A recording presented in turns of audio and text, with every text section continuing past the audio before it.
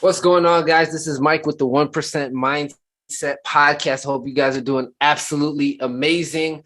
I have a special guest with me. Brittney, how are you doing? I'm doing great, man. Grateful and blessed. I can't complain. Life Yeah, is great right now. that's a beautiful thing, man. We've been connected for a little bit now, and it's funny. I've watched you at basically your business go from the very beginning stages to what it's doing now. So I want to give you a chance before I dive deep into this, because I think your story is absolutely amazing. Kind of tell the audience, the fans, who is Brittney? Brittney, that's a great question. Not a lot of times I thought I can answer this question out loud because I ask myself that every day, and every day it changes, I feel like. But like right now, who Brittney is a Black woman out here just, doing what I can do to be a better person for tomorrow. I always look at my motto I go by is, always be great. And what I mean by that is be greater than I don't like to hold myself short and I don't look at myself and be like, oh man, I wish I would have done that. No, I do everything like I did that. So if like I left this world tomorrow, I know like I did everything I was supposed to do because all I was doing was setting myself to be great each and every day. So the next day I'm just doing greater than I was doing the day before that. So that's who I am right now.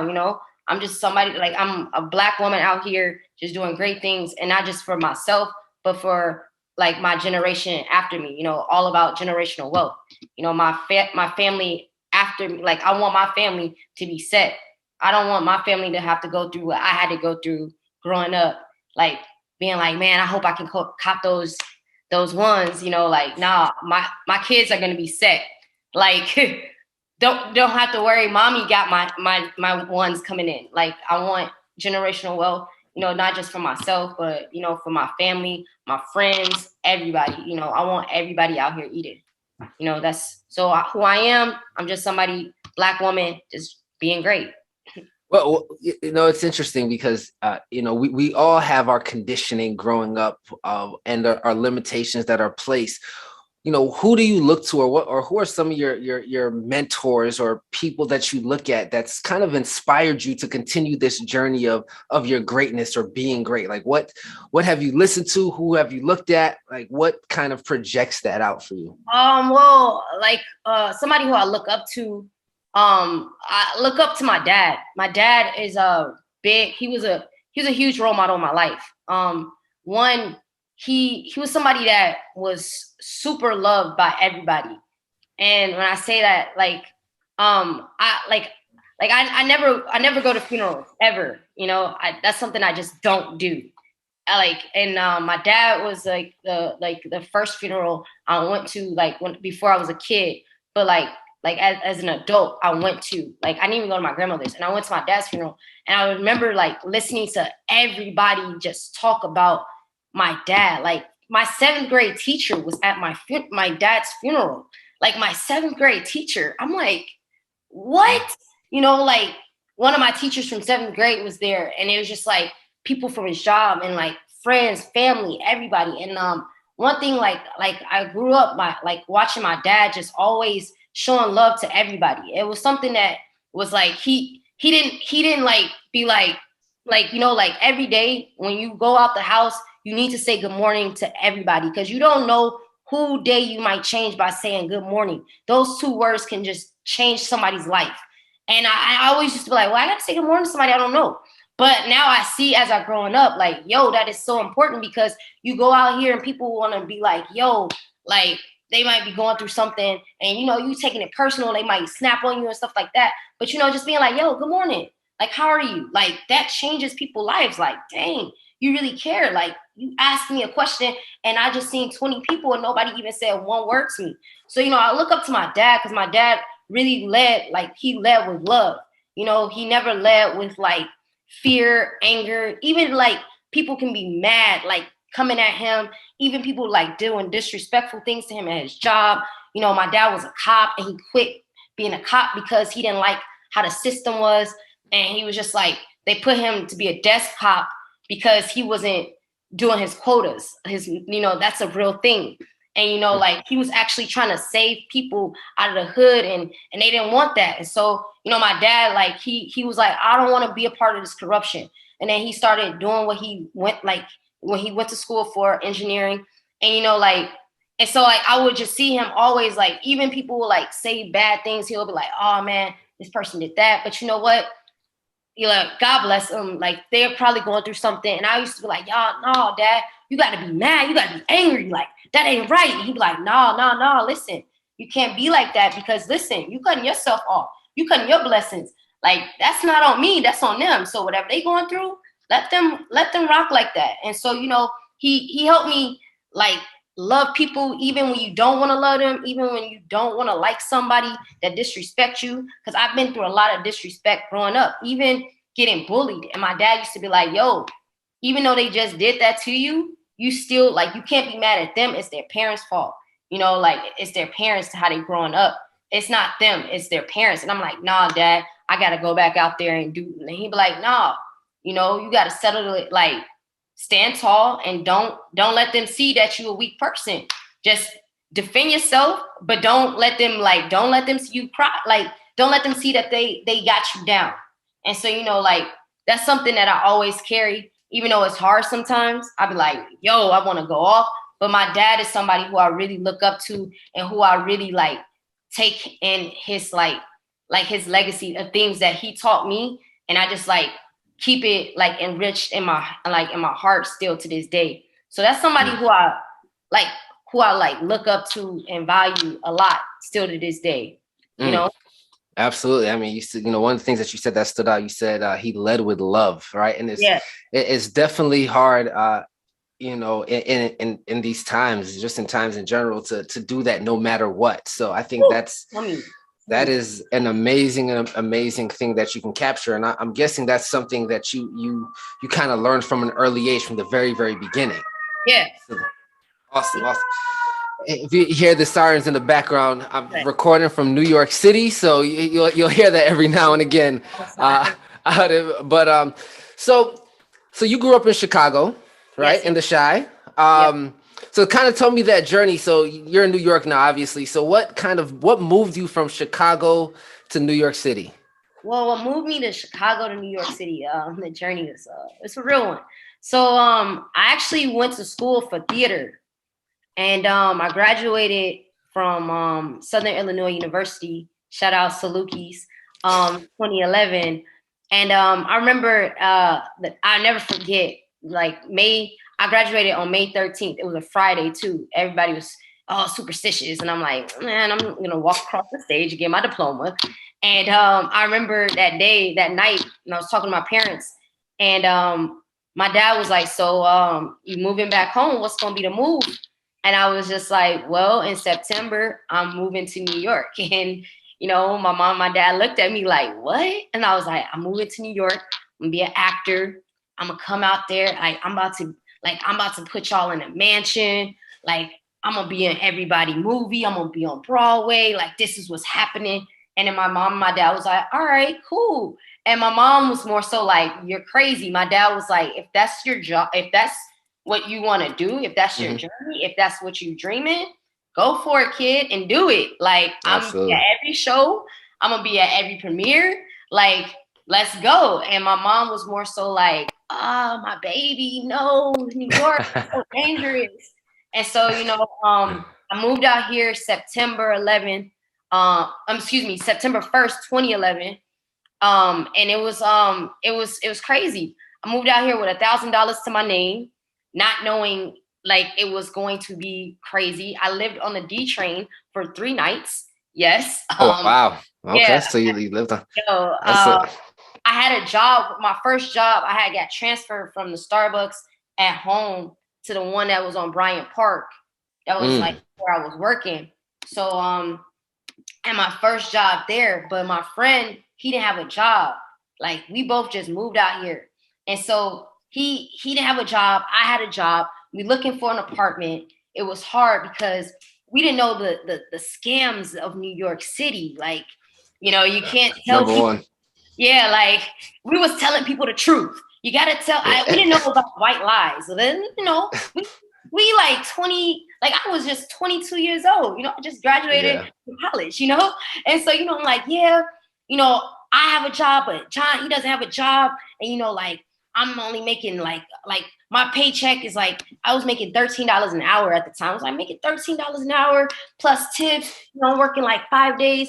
John, he's going to be looking for a job. And they like, shut up. You're not getting this apartment. Like, we couldn't get an apartment for nothing. I'm like, yo, what is going on? I was just like, nah, this ain't right. And like, literally, like I would be on, like, we would just stay on the train all night, let it go. And then like, they'll kick us off the train. We'll wake up, wait for it to come back on, get back on the train. I'm like, all right, John, you got my luggage. He'll look for jobs. I'll go into my job. Like, I'll get there early, like with my toothbrush in my pocket, brush my teeth at Starbucks. They didn't know what I was doing. Wow. Bird bath in the bathroom. Then I'm like, all right, here we go. Work, get my kids. Like, it was like for 3 days like that. And my mom called my cousin, who was so happened to living in Jersey. She was living in Jersey at the time. And she all the way in New Brunswick, and who is like one of my like closest cousins now. And at the time, like, I don't really like, if I don't know my family like that, like I have a huge family, but if I don't know you like that, I'm not about to like call you and be like, oh, can I crash on your couch when I only talk to you at family reunions? Like, she's that's family reunion cousin. Yeah, so, yeah. I was just like, my mom called my cousin Tammy and was like, yo, Britt and her friend John, they ain't got no place to stay, and I know she's trying to like make it work and she's trying to do this independent, but can you like help her out? And so my cousin reached out to me and was like, yo, listen, in the meantime, y'all can stay at my house. Like, I have a couch. Y'all can stay on the couch. And then I'll help y'all find an apartment. And so we like, all right, cool. And so we stayed at her apartment. And she was like, what are y'all telling people when y'all getting these, like, going to these apartments? I'm like, oh, well, John don't have a job. And she's like, no, you can't say that. She's like, you're not going to get no apartment.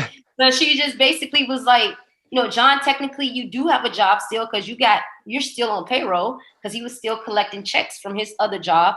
And she was like, and you got to bump up your salary just like a little bit more. She's like, you're going to be okay. And, like, as soon as we start doing that, boom, people were like, okay, yeah. Fill out this application. And then we ended up moving to Jersey City when we first found our first apartment in Jersey City. It was nice. It was right by the not the path, but the light rail that led right to the path. Yeah. Yeah, it was a nice little commute. It was like 20 minutes for me to get into work. It was beautiful. And then beautiful skyline. It was nice in my first apartment. Really nice. The rent was so cheap. I was like, what? I was like, $500 a month? Yes, let's go. So it was great, And then that's when I like started like getting the groove of things, like I started like going out for auditions, getting cast and stuff. And it was going great. I was like, oh, okay, I'm about to be an actor out here. Like, let's go. But then, like, things started shifting for me, because I will always be working out too. Because, as an actor, you like you got to have your body on point.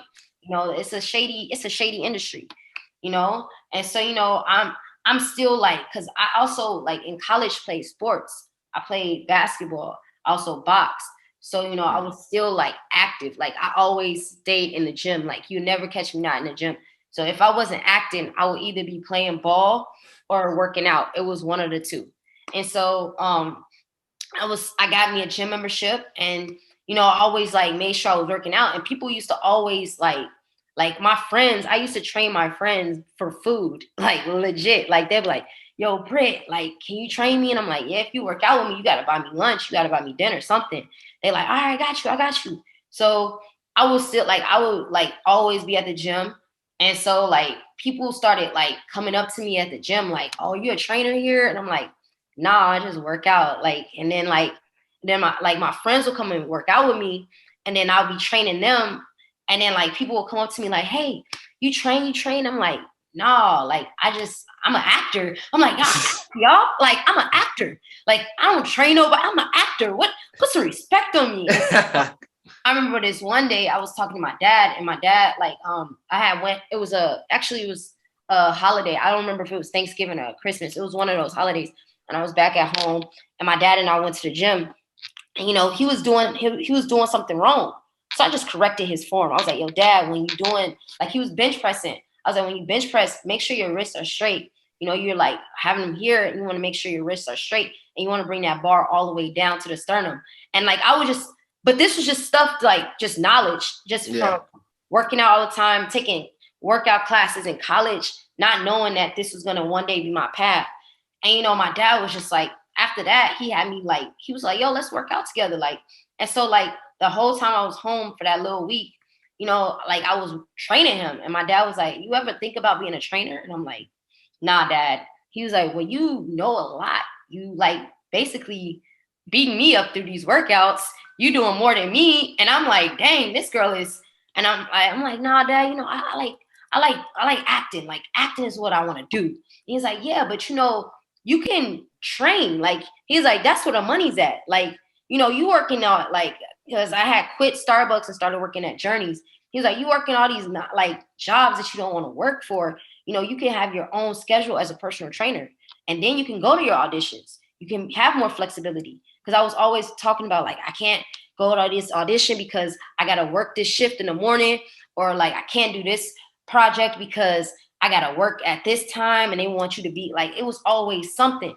And so my dad was like, yo, maybe if you be a personal trainer, you have your own schedule, you have your clients, and you don't have to worry. Like, if you want to go to an audition, you can just move your clients at night and go to your audition in the morning. If you want to do a play, you can just train everybody in the morning and go to your play at night. And I was just like, that sounds like a cool idea. And so, he kept pressing it. And I'm like, yeah, Dad. And then like this one Christmas, he got me some dumbbells and like mad resistant bands, like just to like be a joke. But he was like, I really think you should like think about being a personal trainer. And so I was like, all right, Dad. So I ended up getting the NASM certificate. Like, I got the NASM like book and everything, and the cert. And I was like, all right, let's do this. And I remember they sent the book in, and I was like, this book is big. I gotta study all this. And at that time I was in a play. So I was like, I gotta do my lines, like prep for lines and this. I was like, man, I feel like I'm in college again. This is like college all over. So, I'm like, man, all right, here we go. And I remember my dad every night was like, yo, you open up the book. And I'm like, man, they told me like I got 6 months to take this test. Nope, I have not yet, Dad, but I'm gonna get to it. Like I was just like, yeah, Dad, yeah. And then in November 2014, my dad passed away. And I remember I was just like the night before, I was about to did a stand-up show.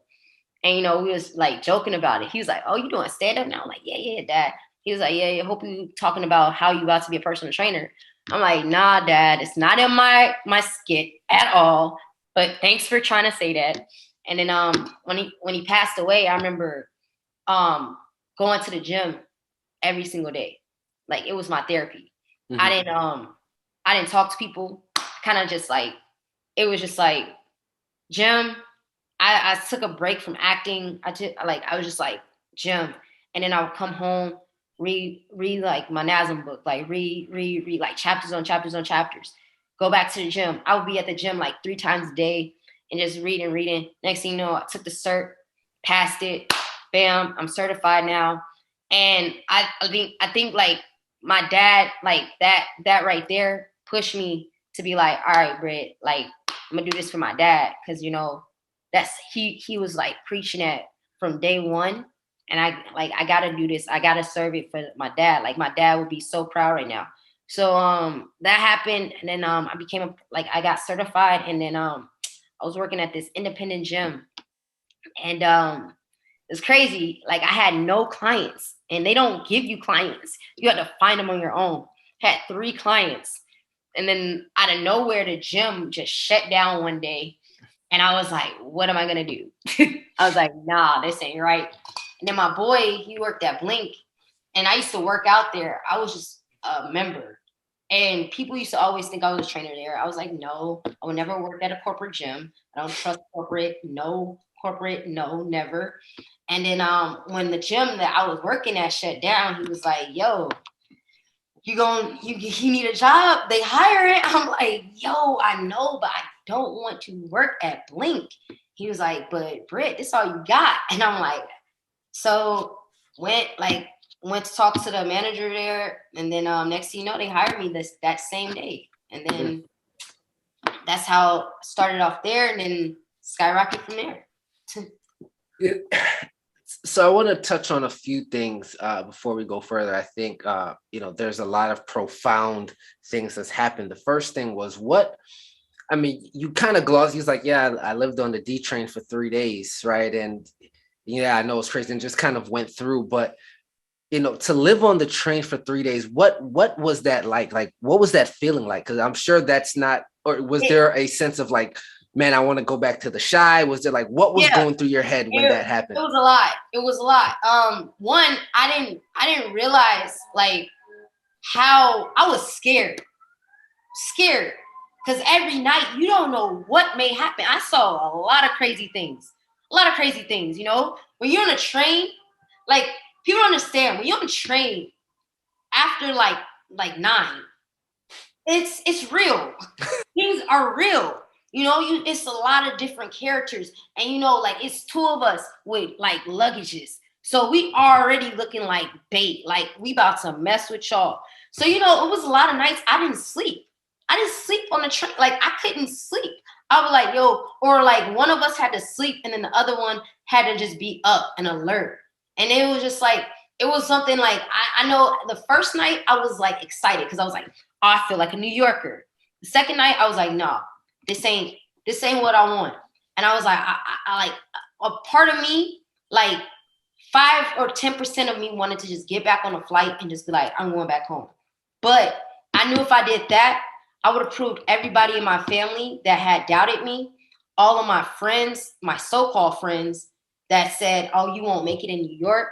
Like all those people, the haters, I would have proved them right. So I was like, Britt, you have an option. You can this is not going to be forever. And like at the time, I didn't know like this mindset that I was in. I was like, this is not going to be forever. You're going to find an apartment tomorrow. Tomorrow's the day we're going to find an apartment. I kept just saying that, like, we're going to find something. And it was like, that's when I was just like, all right, because if I go home, it's a wrap. And I will never get to like say, like, I made it in New York. And that was the only thing I want. Like, I wanted to be like, this was no longer about like being an actor. I had to shut people up, and I had to shut the haters down. I had to shut that subconscious part, that scary part of my head. I had to shut it down. Cause like I could have easily just been like, all right, I'm going back home. I could have put that $1,000 and got a plane ticket and went back home. But I was like, nah, I can't do that. I'm not going to do that. I came here to say that I'm going to be an actor. I'm going to be something. So I got to do that. So it was a lot of fear. Like after the second night, it was a lot of fear. It went from excitement to fear to like, oh no, is this really going to be my life?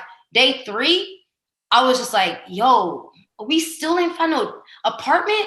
And then I started getting angry at my friend, my best friend at the time, like, yo, bro, what are you doing? How you not getting no job? I'm like, this ain't right. Like, I remember we got in a fight day 3. Like, we both was like this with each other. Like, we both was like, I was like, cause he not understand. Like, I was like, also I'm in a new job. I had to be all happy at Starbucks. Like, hey, oh yeah, like, you want a latte? Oh, let me get your name. Oh yeah. And be all friendly and geek.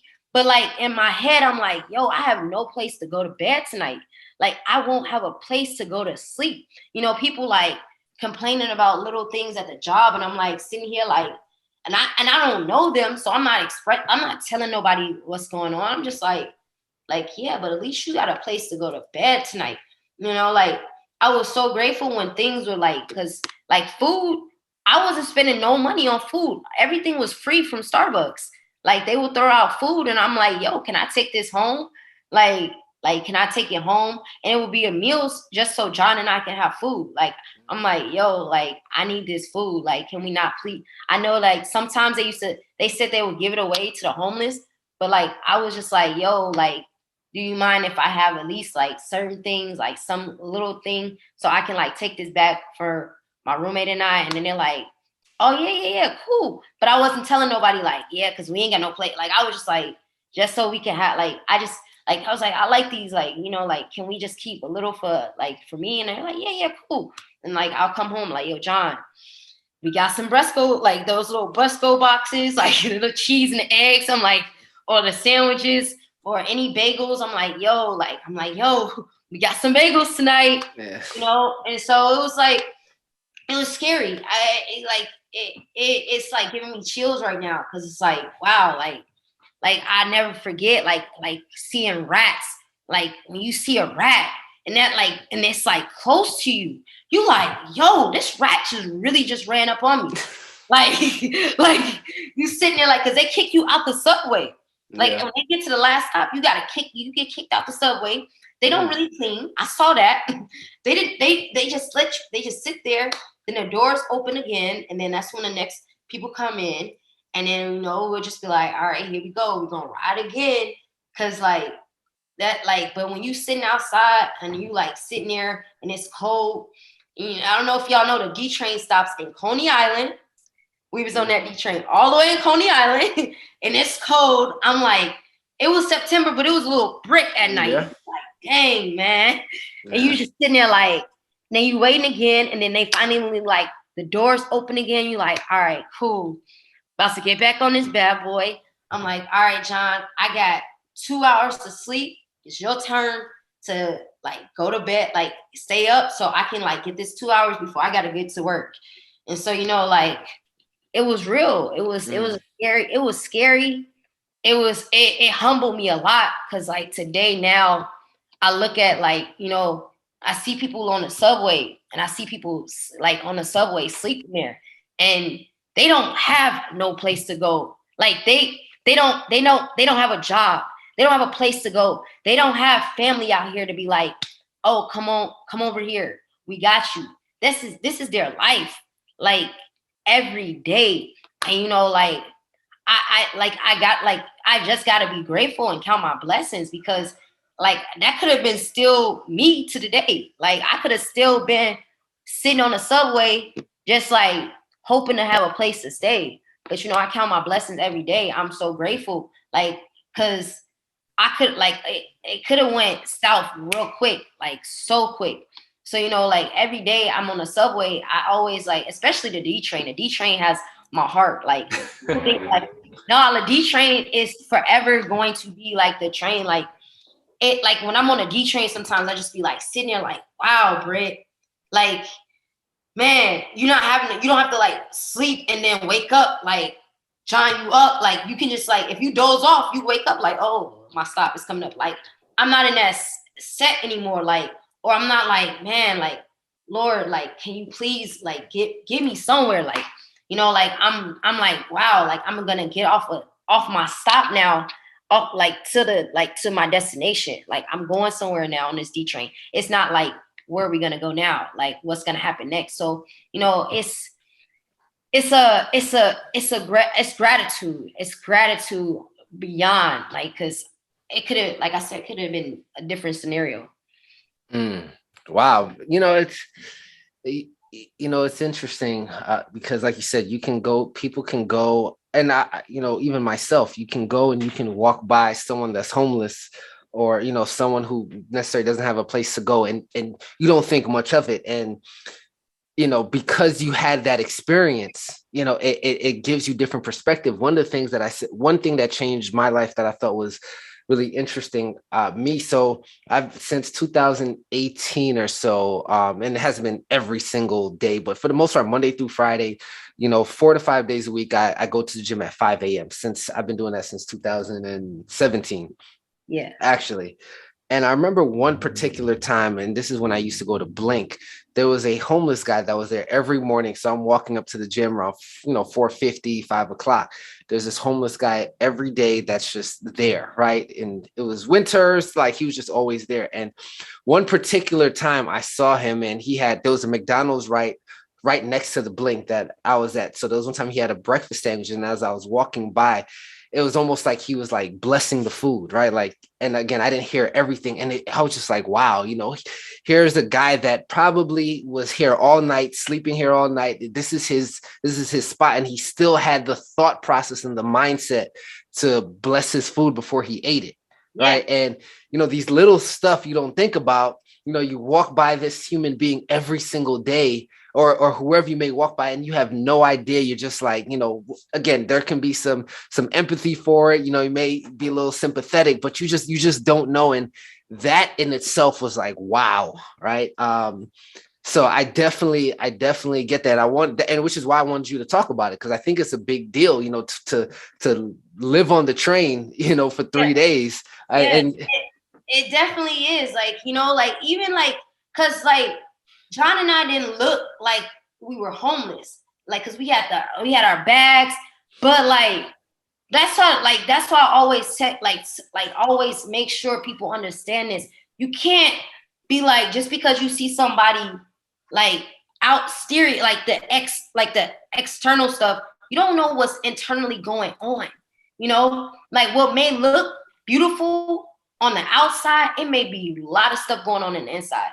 And like, and the thing is, like, people like, they like, I really have a problem with the homeless problem out here in New York. That's something that, like, that's wow. It's like, it irritates me. I have a problem the way, like, they look at, to get apartments out here, to get businesses, to get anything out here. I have a problem with it, especially for our Black and brown people. But they don't want to talk about that, they're like, oh, well, and it's like, no, it's a huge difference for anybody that's Black and brown to get something versus somebody that's white. And nobody want to call it like it is, but it is. The fact that they got all these abandoned buildings, but they don't want to build more shelters. They want to keep all the homeless people in places that, like, they don't want to do anything for them.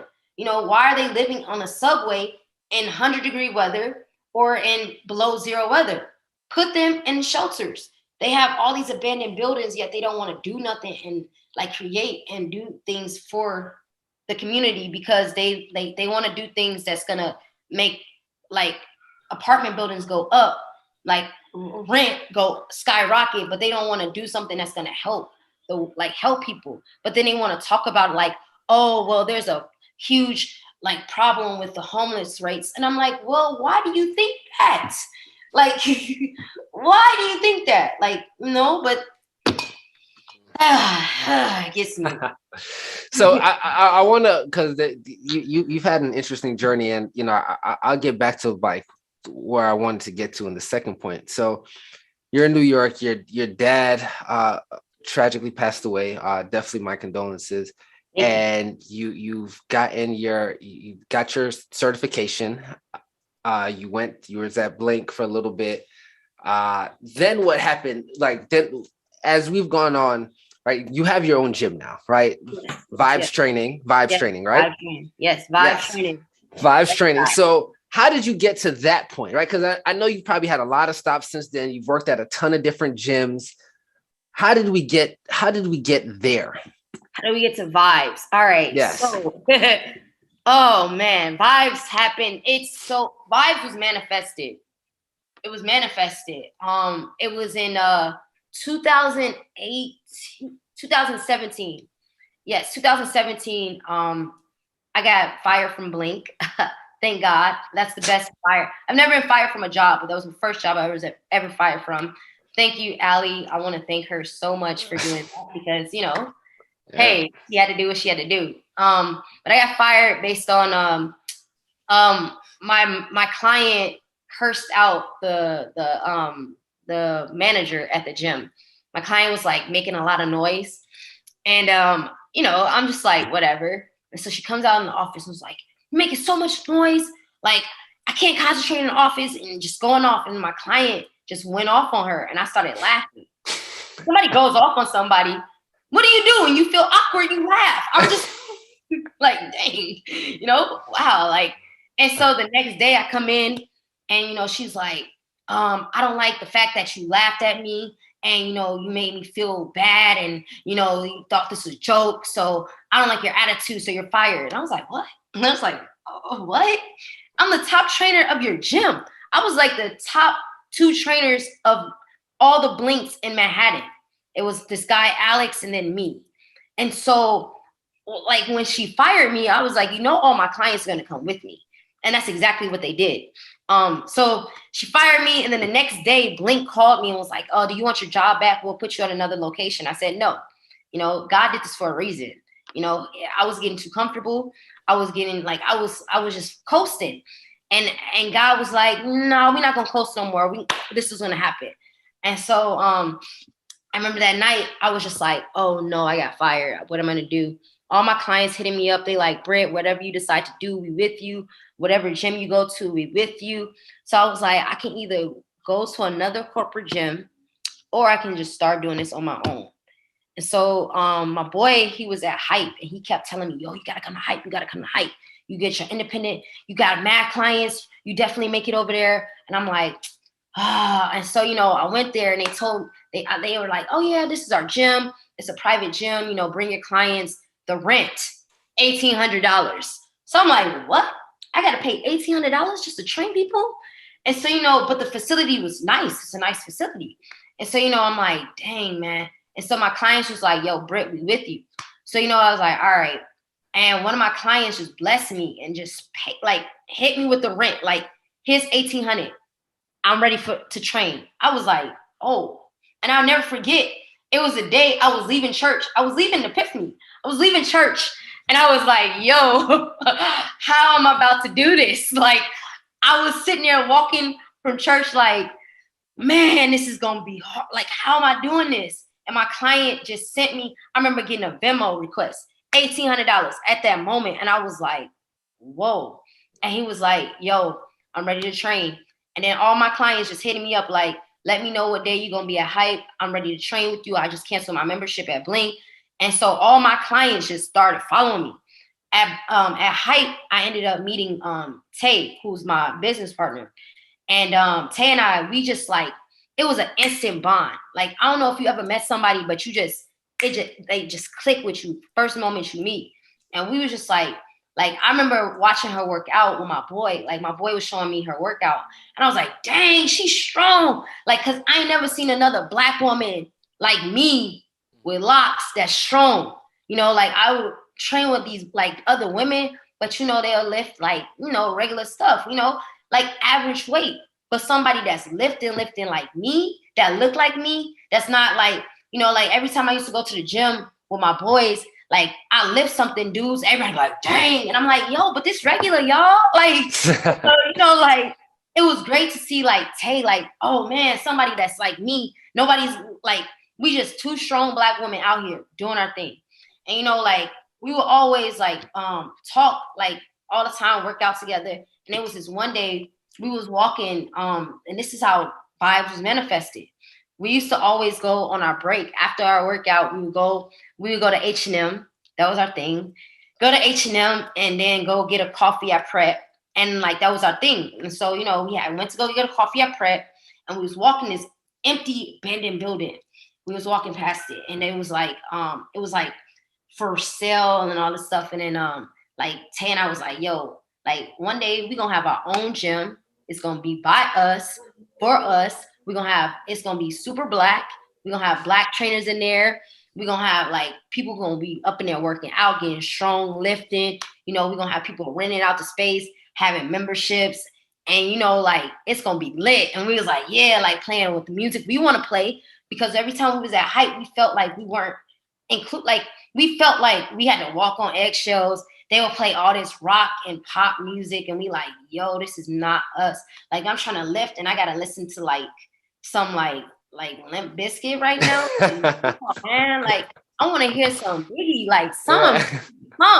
Can we put that new Meek on? You listen to this right now? Come on, bro. So we was this is gonna be a gym for us. This, it's gonna be lit, and it was crazy how after that everything just transpired. And then during the pandemic, I was having a roommate problem. Her and her girl was having a roommate problem. And so, we were just yo, my lease that I was on was this a temporary lease. Like my landlord was like, listen, you're only going to be here for temporary until you can find a roommate so that you can move into the apartment that you want. And so I was like, heard you. So I was like, yo, y'all really looking for a place? And they were like, yeah. So I was like, all right, let's go. So yeah, I found an apartment. We got an apartment on DeKalb. And then the pandemic, like it was during the pandemic. We moved in June. And then one day, we working out, like everybody was working out at home and like getting tired of doing the same pull-ups, using the same 12 and a half dumbbells. I'm like, yo, I need some, like, we need more. And so like one day Tay was just like, yo, would you like want to like go in with me and like invest in getting like equipment, and we can have our own equipment upstairs on the roof, and then just like, work out whenever we want to. And then like if people in the building want to use it, we can let them use it too, but we'll store it downstairs in the basement or upstairs. And I'm like, yeah. So, we went on like Offer Up. It's Offer Up. We went on Offer Up, like found like this one dude was selling dumbbells, barbells. Like we found a rack. It was like, all right, cool. We found a little bike at this gym that was like out of business that like wanted to sell it. So we're like, cool. So we just brought everything on the rooftop and we were just working out. And so people start hitting us up like, yo, like y'all got a gym upstairs? Like y'all got a gym? Like, can we come through? And we're like, oh, word, yeah. Our friends was hitting us up. Like our clients then started hitting us up. And that's when it was like, yo, we can make something out of this. Mm-hmm. And so, after a while, we was like, yo, like, let's think about what we're going to do with this. Like, we got this, like, we got something going on right now. Gyms are still closed. Clients are hitting us up and people want to come over here. So we were like, let's make this into a business thing. So that's when we were like, we started charging people if they wanted to use the space, like $20 for an hour just for themselves. And people started doing it. And then like our clients, we would bring them upstairs, train them, because a lot of our clients were still mobile. And so they wanted to be person. So we're like, yeah. And so we ended up getting an LLC, but then we started having a complaint from the neighbors. The neighbors on our roof, like underneath, like the 5th floor, complaining every single day. And our landlord was like, because we had told our super about it. Our super was like, yeah, it's cool. But our landlord didn't know nothing about it. So he was like, called us into the office. Felt like I was going into the principal office. I was like, oh man, if you set this down, like just when the money started coming in, you gonna shut us down. He's like, all right, y'all. He's like, I love what y'all are doing. I had no idea this was going on, but I love what y'all are doing. He's like, but we cannot continue this on the roof. But I do have an empty space if y'all want to check it out. And we're like, tell us more. And he was like, it's a garage. It's at 217 Malcolm X if you want to check it out. So we went there. It was funny because we were supposed to actually move in. This was one of the buildings he showed us before we moved. Moved here, moved our gym to this location. So we this seems a lot familiar. We're like, oh, wow. It's an apartment here that he showed us. Now we about to put our gym here. So, we go and it's just a garage. It's legit a garage, It's just nothing but cement floors, everything, ladders. It's just a whole empty space, 500 square feet. And so, we were like, yo, we got to do this. This, God has given us this. We got to take it and run with it. So, I remember I was trying to get a car. I was about to get a car that year. I was like, oh, about to get a whip. It's a wrap. And I remember Tay called me and I was at the store and she was like, yo, Britt, you serious about doing this? And I was like, yeah, she's like, we don't have to work for nobody else. This is ours. This will be us. And I'm like, you know what? Let's do it. And I remember as soon as I said that, it happened. We got that LLC. One of my friends, she's a contractor, Mel, shout her out. She ended up being our contractor for this. And then we also had an electrician. And then everything came out of our pocket. A lot of people don't understand that. This was savings after savings, our pocket and a silent investor, and that was it. And it's somebody that we knew. It had to go through the banks or anything. We didn't go through no banks. We didn't go through no like getting loans, none of that. It was just everything out of our pocket. Like I remember like, man, like having like my savings go from here to like zero, like real quick. But you know, it was an investment that I wanted to do because this is like generational wealth. This is no longer about me anymore. This is no longer about Tay anymore. It's just like our future generation, you know, and that's like, and also just letting people know, like, you know, like it was a pandemic. And like I used to like not let that register because I was just like, man, we still in the pandemic. But like this was the beginning of the pandemic when everything was still shut down, when gyms were just starting to open up, like barely. And we was like, we about to open up, y'all. And people were still scared to come anywhere. And you know, like I remember like being at the gym from like our hours used to be 6 a.m. to 10 p.m. And I remember being at the gym all day, not seeing one person. Like you just sitting there all day, like anybody gonna come through? Anybody gonna come through? Just all day because everybody was so scared. Like the only people that was coming was our clients, and our clients were still like, "Is it safe?" And I'm like, "Yeah, nobody coming in here." But now it's just like it's different now. Now my clients be like, "Dang, it's packed in here." I'm like, "Yup." But you remember when it wasn't? So, like, so you know, like it had like it was all about like, you know, we had a like Tay and I had a dream. We manifested. We said what we wanted. We wrote it down, you know, prayed, and now it's here. You know, you can't can't skip any parts, but I also cannot say that none of this was not like all this was God's doing.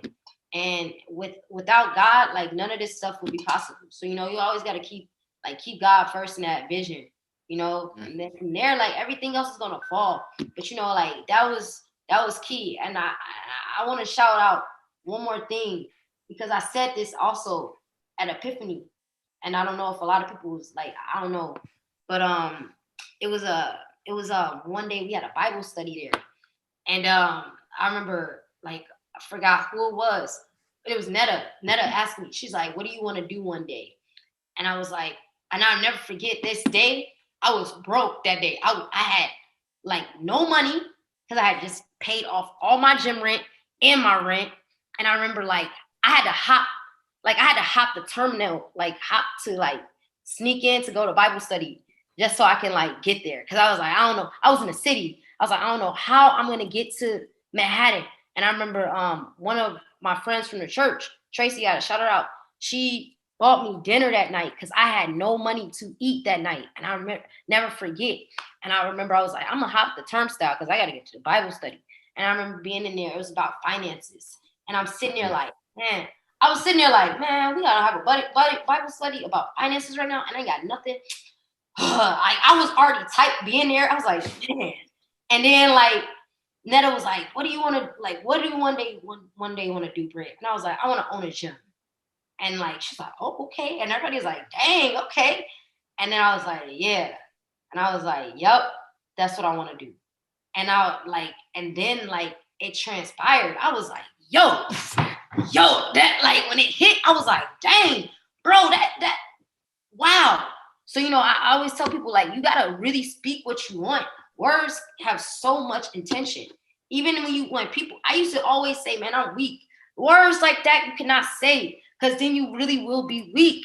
So I'll be like really intentional with my words, how I talk, like little things I used to say, like I try not to say I'm dead anymore because that stuff, like words are so intentional. And when I saw how intentional words are, when I said I wanted to own a gym, when I said like when Tay and I looked at a building and said we're gonna have a gym one day, like all this stuff really happened and now it's here. So wow. Yeah.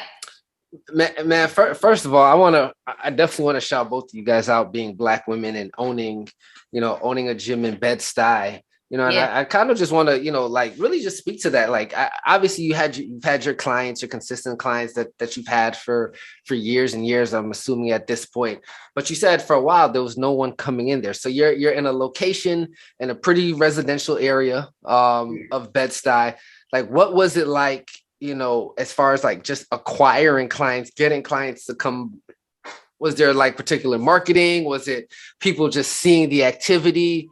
And just how was that mindset like going through? Like you said, you was in the gym sometimes from 6 a.m. to 10 p.m. and had nobody there, which I can only imagine what that must have felt like. Like, what was that, what was that process like? And how did you like develop it to where now you have a packed house, so to speak, in a year too? I want to mention that, within a year. Yeah. So how it was like for us, like when Tay and I came on this block, it was a lot of like, like a lot of people were like, oh, what is this? Like we had to like kind of like you had to like kind of earn your stripes. It's a community. This community that we're on. One, I want to say I love this community. Like when we first got here, they was like kind of like, who are y'all? Like it was like you're the small bear in the wood. Like you gotta show that you like, hey, we holding our grounds here.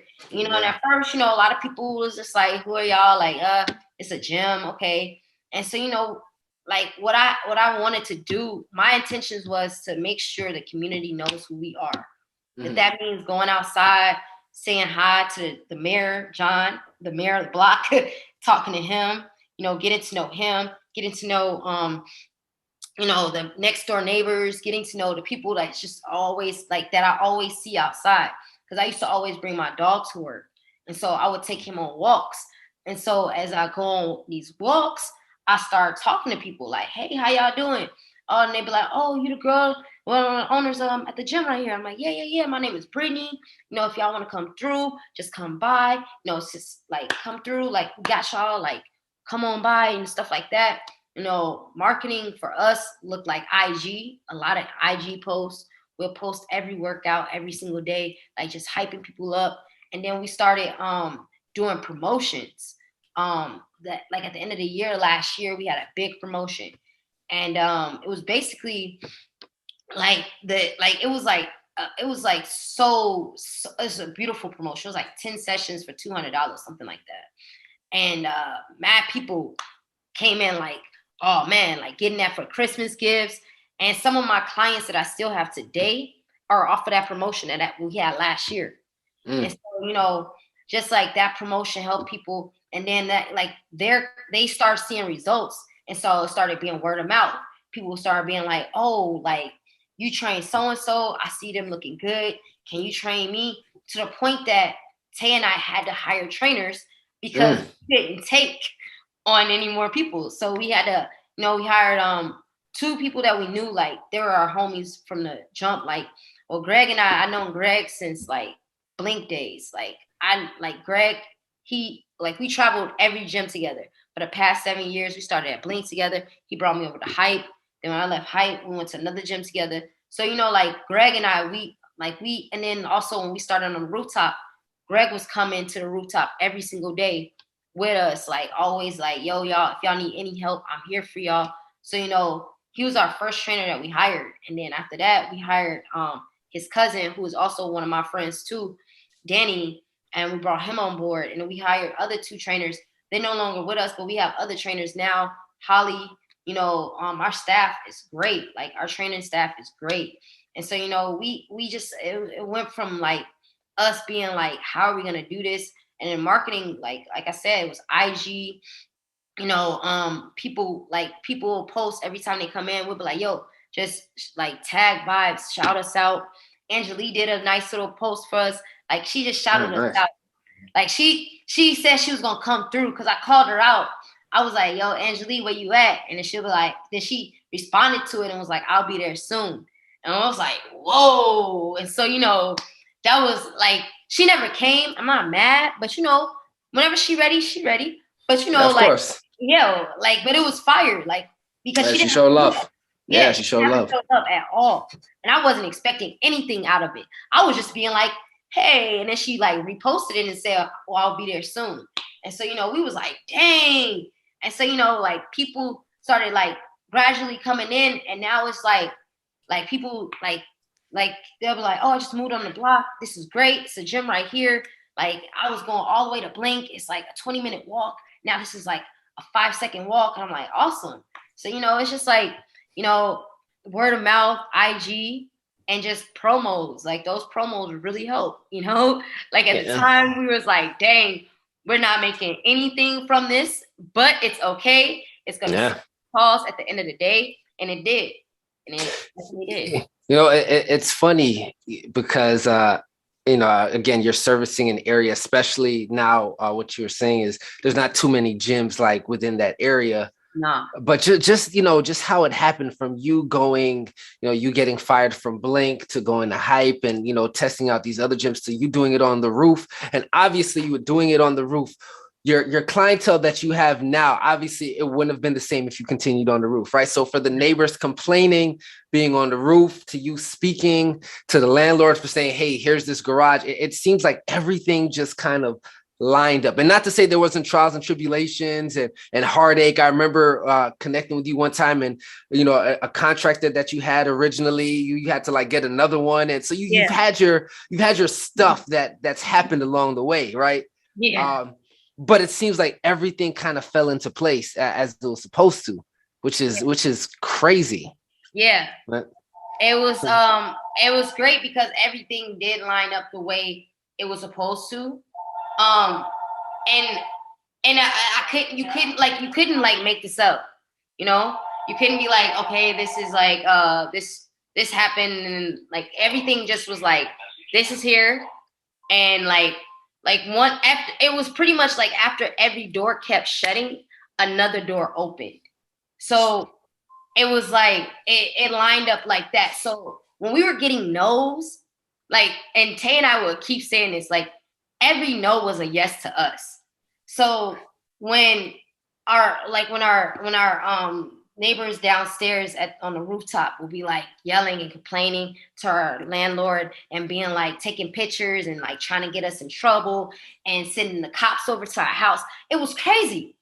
It was like, okay, we took that note and heard it, and then our landlord was like, but I have this right here. And we're like, oh, great. And then we just walked into that. And so when a contractor wanted to like leave and not do their job, it was like, okay, we heard that no. And then another contractor just stepped on up and was like, hey, I'll finish it off right here. So I want to like I want people to understand, don't take a no as a like the all into everything. Like a no does not mean it's over. A no just means there's going to be a better door to open up. Like something better is about to come. So every time I get a no, I don't necessarily be like, dang, man, it's the end. I know that something better is about to come. So I like no's. I prefer no because I'm like, yes. When I get too many yeses, then I'm like, something is about to be crazy right here. Yeah. So I always tell people, like, don't let the no be your last to like, don't let no be like, all right, then I'm not doing it. Take that no and then like be like, there's something else better that's about to happen. Like God is about to open up a door that you was like not ready for. And it'd be like when you least expect it too. Cause when homies was getting mad on the rooftop and we like, yo, like, but it was crazy because we were also like, well, we got to figure out what we're going to do because it's about to get cold and people not going to want to train outside. So we were already thinking about looking into places to like see like how we can like take the rooftop idea and take it into a gym, like put it inside somewhere. And then it's just so happened our landlord was like, I got an open spot for y'all. So it was just like, wow, and we still had a lot of like complaints even when we was here. We had complaints from the dude that was living in an apartment next door to the gym, like complaining every day, trying to kick us out, doing shady things to our business. But God bless him, and he couldn't get what he wanted, and it turned out a better situation happened for us. So it was just like, hey, like take those no's as like a blessing. Some like not sometimes, but all the time. Like take a no as a blessing, because something better is about to happen. You know, as I'm just kind of reenacting your story, you know, going from when you graduated from Southern Illinois, right? Southern Yeah. Illinois in 2011 to, you know, you wanting to be an actor to uh you know, your dad telling you like, yo, you should be a trainer, and then pushing you to be a train, you know, hey, you should do this trainer because it'll help you with the acting, to him, you know, buying you resistance bands and dumbbells, and getting you the book, and ultimately, you know, him kind of pushing you and being your motivation. You know, I don't know if you've ever sat with this, and this isn't to get too deep, but I really want you to think about this. Like, if you had the opportunity to say something to him now, you know, with the success, and obviously you've had, you know, your bumps and road, but you know, you owning him, unfortunately not being able to see you own your own gym, but in the flesh at least, but like, what would you say to him now? Oof. Wow, that was good. Mm. What I'll say to my dad now is one, I would just say thank you. Thank you for like seeing something in me that I didn't see at the time. Cause I never saw myself being a personal trainer. I didn't see this as my journey. I didn't see myself as a business owner. You know, I knew I wanted to be like an actor. I knew I wanted to be on that stage, but I didn't see myself on the stage of a business entrepreneur. Like I didn't see myself on that stage. So my dad saw something in me from like a kid to now. Like he saw it in me. And so like I want to tell him thank you for seeing the possibility of me being somebody that can help people in another way versus, you know, like even when actors are also helping people get through Of something, course, you of know. course. And you know, like you like as an actor, entertainer, you're helping people get through that like low moment. They might be sad, so you bringing their spirits up and you helping them get through any anxiety with the show that you do, like, you know, so you're helping them on some type of capacity. As a personal trainer, you're also helping people. So my dad saw me as, yes, you're going to be an actor, but you're going to be an actor of personal training. You're going to be on this stage right here helping people get through their like any problems they have with their health, whether it's weight, getting them to eat right, like getting them on a nutrition path, getting them on a like mental stability path, getting them to see the best version of themselves. And I'm like, dang, like I like this stage better than the stage that I was on before, you know. You know, this stage is a lot, it holds a lot of weight. And you know, you gotta come into it every single day, like, you know, like you can't be like, even if you're going through stuff like, oh man, this happened, you gotta kind of put that on the side because the show must go on. Like the show must go on. You gotta give them like give them the show, the works that they came in there for, you know, and they gonna leave the show like, dang, that was great. So, you know, like that's basically my dad was like, yeah, like you're gonna be that, but you're gonna be it's gonna be at another stage. It's gonna look like this. So I would tell my dad, like, thank you so much for seeing something greater than I saw in myself, you know, for believing in me too. Cause a lot of people in my family, like my family did not believe in me, you know, and my dad always believed in me. When I said I wanted to move to New York, he didn't go, why would you want to do that? He was like, all right, kiddo, do it. Let's go. Let's do this. Let's go right now.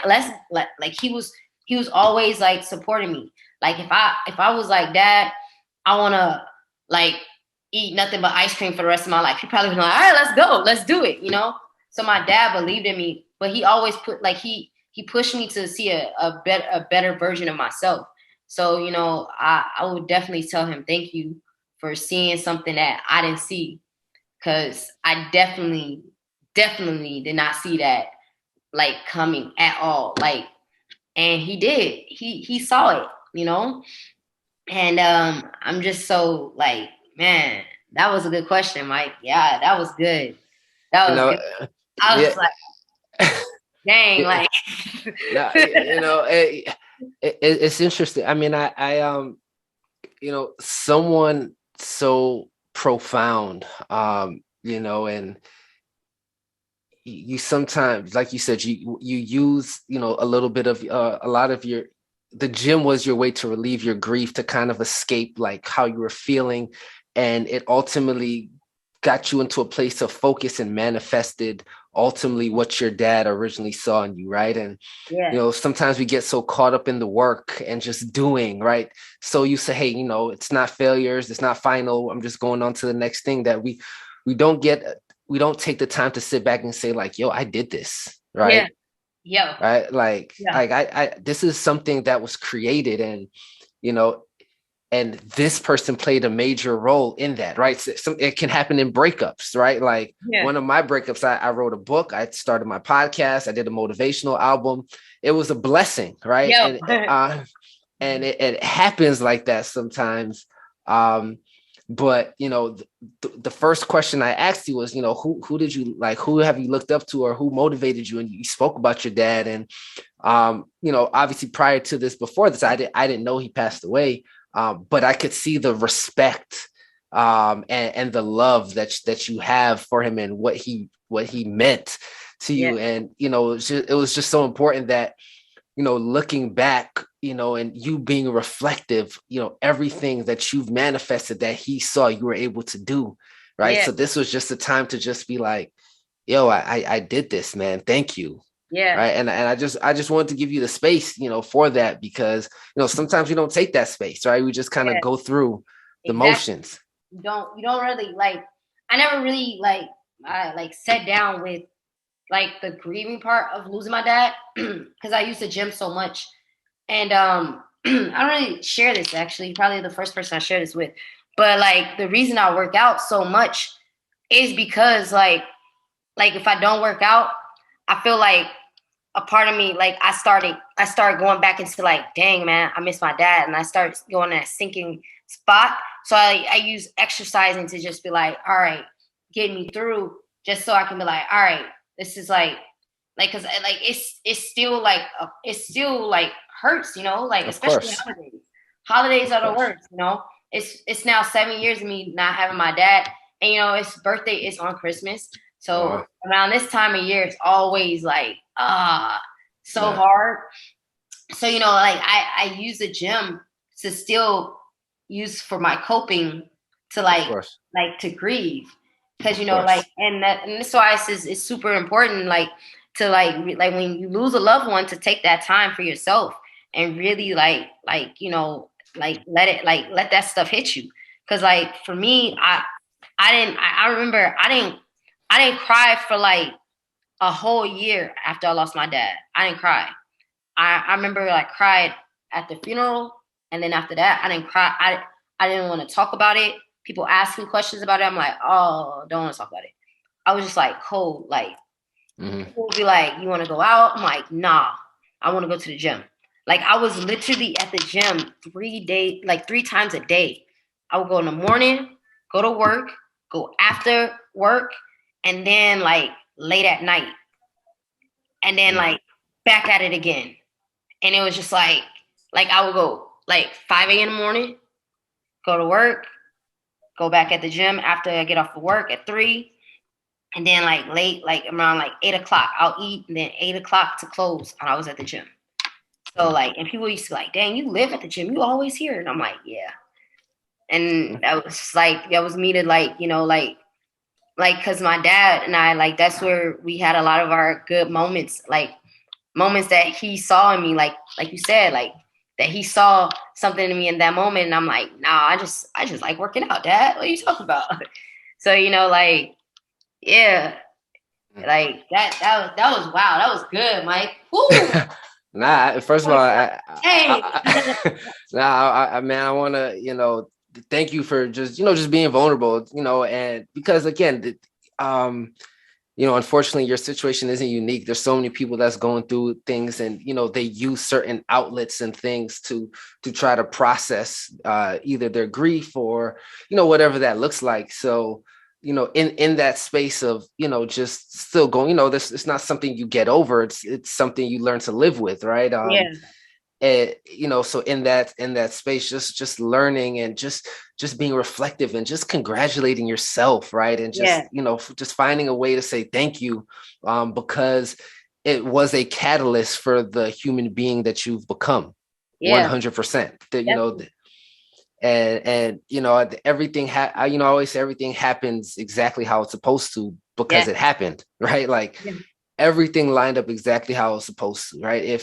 If you didn't sleep on this D train, it gave you learned some grit, some grind from it. Like everything lined up exactly how it's supposed to. And again, some of the events weren't ideal or as optimal or felt great, but it created who you are today and the impact that you have amongst your clients and even within the community, right? Right. So man, it was so important to just shed light on that. And again, I am extremely grateful for you just to share some of that, because again, I know it's definitely not easy, but it's such a powerful moment, that not only will the people who listen get, but even for yourself, right? It's Right. such a powerful moment. So Right. thank you for Definitely. that. No, thank you. Thank you for like allowing me to have this space to like, share that story too. Cause like I said, a lot of people they're like one thing I want people to understand is like don't be discouraged. Life is going to be hard. Life is going to be hard no matter what. But it's always like if you put intentions into every action that you make, then it's going to get better as you go and progress. Like I'm sure everybody wants $1 million. Yes, we all want $1 million, but you got to put intentions onto getting $1 million. You got to say, okay, I want $1 million, and this is what it's gonna look like. Like I see it. Like I see myself being a millionaire, and so I see I close my eyes and I see what that looks like, and I know it's gonna happen. I already wrote it down. I already said it. Like God knows what's up. What's up. So now it's like my intentions. What am I gonna do next? I can't be out here like I'm gonna hold on all my money. No, you can't hold on to your money either. You also gotta be somebody that's gonna be willing to like give. I also give money to people too. I want to give people stuff and I don't ever ask for anything back in return. Millionaires, what do? They give to charities. They don't ask for it back. So you have to act like a millionaire. You know what I'm saying? I act like I'm a millionaire already. Like I already have in like ways how millionaires work. Like what do? What does millionaires do? All right, that's what I'm gonna do too. So like when it happens, when I become a millionaire, I'm not gonna be like, oh dang, wow, I can't believe I'm a millionaire. It's like, yeah, I already said this. So yeah, what else? Like I never forget Kobe talks about it. Like he was like, I always said I wanted to be great. So when I already happened, I wasn't like, oh wow, this happened. Like it was like, no, like this is how I look. Like I knew this was gonna happen. So I always like lead like that. You gotta like already like like they say, if you walk, you gotta walk the talk, walk the walk, and walk the talk. Like I'm going to walk the walk and talk it too. Like this is what I am. So like you asked me that question, who am I? Like I'm a millionaire. Like I'm a black owner, a black business owner, that a black woman, excuse me, a black female business owner that's a millionaire. Plain simple. And I want people to understand like everybody can get there, you know? We Absolutely. all can get there. You just gotta have a mindset for it. Like mindset is key. Yeah, no, I love it. I love it, man. Man, it was such a powerful interview, man. Thank you so much for the time. Um, Two things, definitely, where can people find you? Vibes Training, like what's the easiest way to get a hold of you? Yeah, you can find me. My IG is Body X Brittney, Brittney. That's on the IG, and also you can also follow our Vibes page. It's Vibes with a Z, not a S, but Vibes with a Z training on IG. So Vibes Training. or you can, hit me up on my IG, Body X Brittney. Awesome. Any final words for the people? Final words for the people. One, put God first in everything you do. Like always put God first. And two, make sure like you believe in yourself, believe that you can do whatever you put your mind to. That's not a cliche thing. That's a real thing. Believe in yourself. You got to be your biggest fan because nobody else is going to be a bigger fan than you. And three, like don't get discouraged. Like keep going for whatever you want. It's going to be 1,000,010 no's before you get that one yes. So, like take those no's as your blessings. Take those no's as a great, like, gratitude. Thank you. Like instead of being like, man, I got another no, like say, thank you, God, for that no. Cause I know you're about to open up another door. So, like be grateful, be humble, always lead with love, peace, and joy. Like you got to lead with that. Keep it in your heart. Even to the people that are your haters, you got to love your haters. Because let me tell you, your haters are going to end up being somebody that one day they gonna need you. My grandmother always say, your enemy will become your footstool. And I believe in that. Like, yo. Nice. So, just, always like keep God first and always lead with love, peace, and joy. And you're going to be good. Awesome. Brittney, man, thank you so much, man. This was such an amazing interview. Again, make sure you check Britt out if you're in the Brooklyn area, Bed-Stuy. Check out Vibes Training. Man, thank you so much, guys. Of course, you know where to find me. This is episode 126 of the podcast. Nothing but love, guys. Peace.